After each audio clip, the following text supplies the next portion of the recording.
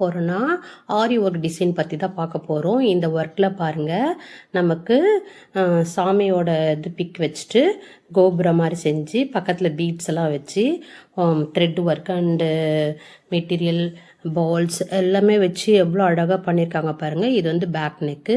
Next வந்து scallop design. இதுலேயும் நம்ம ஜிமிக்கி மாதிரி அங்கங்கே அந்த கட்டம் போட்டு அந்த மாதிரி டிசைன் பண்ணியிருக்கோம். ஒன்று ஒரு யூனிக்காக நாங்கள் செஞ்சுருக்கோம்.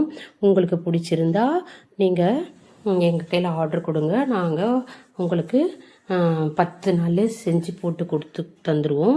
இந்த ஒர்க்கும் பாருங்கள், பேட்ச் ஒர்க் மாதிரியே தான் தெரியும். ஆனால் எல்லாமே தர்தூசி பீட்ஸு எல்லாம் வச்சு தான் நாங்கள் செஞ்சுருக்கோம். பிடிச்சிருந்தா சப்ஸ்கிரைப் பண்ணுங்கள், லைக் பண்ணுங்கள், ஷேர் பண்ணுங்கள். ஒவ்வொரு வீடியோவும் ஃபாலோ பண்ணி நீங்கள் லைக் கொடுங்க. பாவாடை தைக்கிறது பற்றி தான் பார்க்க போகிறோம். இந்த பாப்பாவுக்கு வந்து 28 இன்ச்சு இடுப்பு சுற்றளவு, 4 இன்ச்சு எக்ஸ்ட்ரா வச்சு 32 இன்ச்சில் தான் நம்ம தைக்க போகிறோம். லைனிங் துணி வந்து நான் 2 மீட்டர் எடுத்து வச்சுருக்கேன். ஹைட் வந்து 37.5 இன்ச்சு.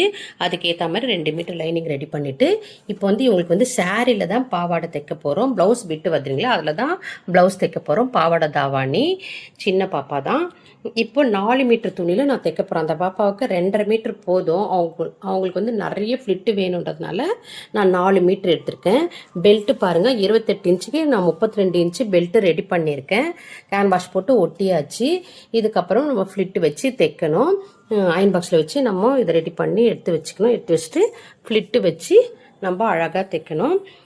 குட்டி குட்டி குட்டியாக 1 இன்ச்சுக்கு ரொம்ப நெருக்கமாக வச்சோன்னு நம்மளுக்கு வந்து ரொம்ப நீட்டாக அழகாக கிடைக்கும். பிடிச்சிருந்தா சப்ஸ்கிரைப் பண்ணுங்கள் அண்ட் லைக் பண்ணுங்கள். இப்போதைக்கு நான் கட்டிங் தான் போட்டுக்கேன், தைச்சிட்ட பிறகு போடுறேன். அதுக்கப்புறமா ஃபினிஷிங் ப்ளவுஸ் எல்லாம் முடிச்சுட்டு அது ஒரு வீடியோ போடுறேன். இப்போது ஒன்லி கட்டிங் தான். யாருன்னா பாவாடை தைக்கணுன்னா இந்த மெத்தடை ஃபாலோ பண்ணுங்கள். மேலே இருக்க கரையை வந்து நான் வெட்டி எடுத்துட்டேன்.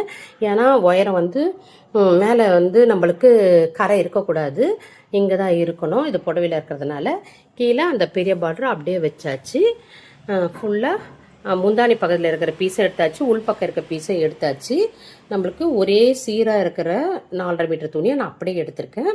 குட்டி குட்டியாக ஃப்ளிட்டு வச்சு இப்போ நம்ம பாவாடை ரெடி பண்ண போகிறோம். பிடிச்சிருந்தா லைக் பண்ணுங்கள் அண்ட் ஷேர் பண்ணுங்கள். தேங்க்யூ.